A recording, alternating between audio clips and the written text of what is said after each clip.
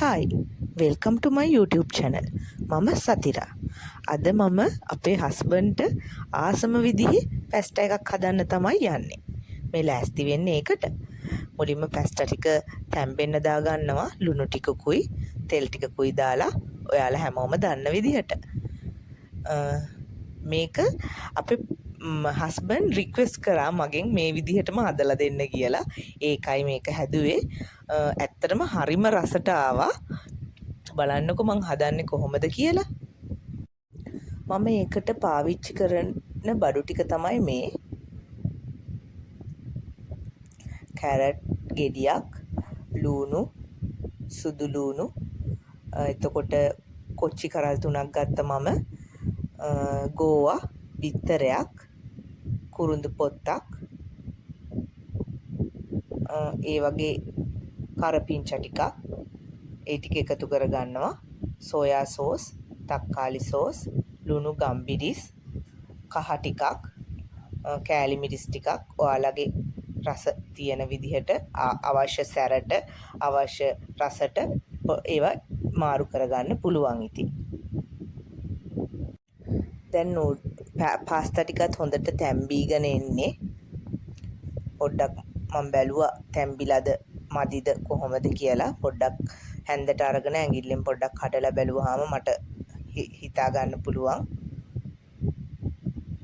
මේ ගාන නම් තැම්බිලා තිබ්බේ හොඳට කැඩුනා. වැඩිපුර තඹ ගත්තොත් අර දියාරු වගේ වෙනවා, කැඩෙන්න බලනවා. ඒක නිසා මම ලිප ඔෆ් කරගත්තා. දැන් තියෙන්නේ අපිට ඒක පෙරා ගන්න තමයි.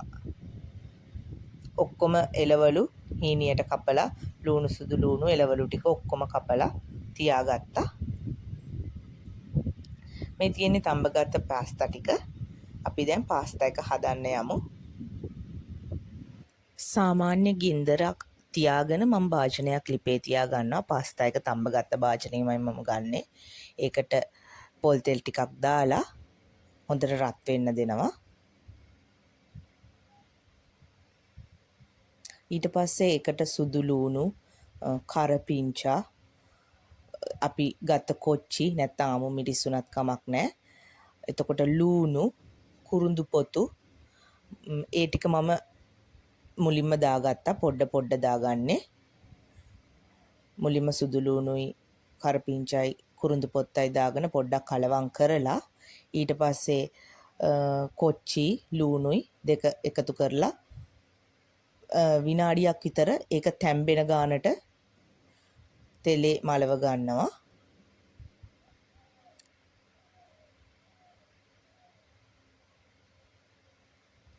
ඊට පස්සේ මම ඒකට කැරට් එකතු කරගෙන කලවම් කරගන්නවා.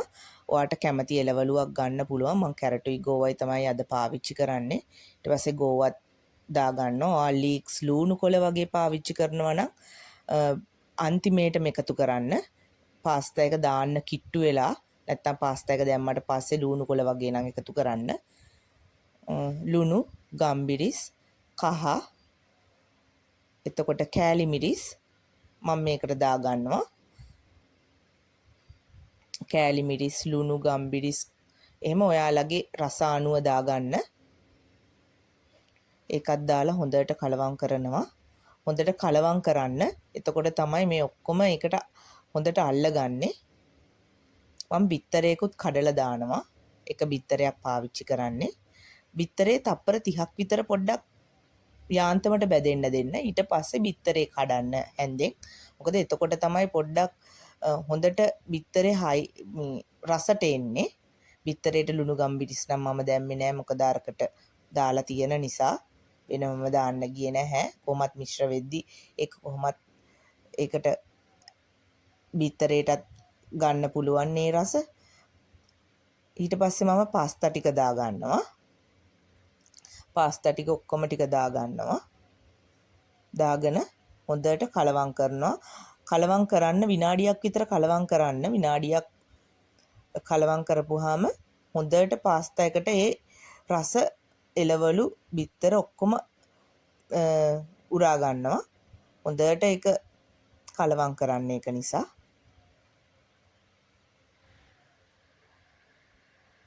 අපි විනාඩියක් විතර කලවම් කරලා ඊට පස්සේ ඒකට සෝයා සෝස් තේ හැන්දක් වගේ එකතු කරනවා. තේ හැන්දක් මං අරන් තියෙන්නේ පාස්තා ග්‍රෑම් 500ක් වගේ. ඒක නිසා ඒකට තේ හැන්දක් තමයි මං එකතු කරේ. තක්කාලි සෝස් තේ හැන්දකට කිට්ටු වෙන්න මං එකතු කරා. මගේ තක්කාලි සෝස් එක ඉවර වෙලා තිබුණේ. නැත්තම් තේ හැඳි දෙකක් ඔයාලට ඇඩ් කරන්න පුළුවන්. තේ හැඳි නෙමෙයි මේස හැඳි දෙකක්. එහෙම එකතු කරලා ඔයාලට තව මොන හරි ඔයිස්ටර් සෝස් එකක් මොන හරි චිලි සෝස් එහෙම මොන හරි තියෙනවා නම් රස අනුව ඒව ඇඩ් කරගන්න පුළුවන්. මගේ මහත්තයා රික්වෙස්ට් එකක් කරා අනේ සුප් කැට චූට්ටක් හරි දාන්න ආසයි කියලා. මම කවදාවත් එහෙම දාලා දෙන්නේ නැහැ. ඒක නිසා අද දාලා දුන්නා ඒ රික්වෙස්ට් එක නිසා. ඇත්තටම මේක රසට ආවා. සුප් කැට දාන්න එපා ඔයාලා නම්. සුප් කැට දාන්න නැතුවත් හරිම රසයි. මොකද මං දන්නවා කාලා බලපු නිසා. එහෙනම් මේ තමයි මං හදපු පාස්තා එක. හොඳට මම අදට ගිහින් එන්නම්. මාව අහන් හිටියට ගොඩාක් ස්තුතියි. සුබ දවසක්.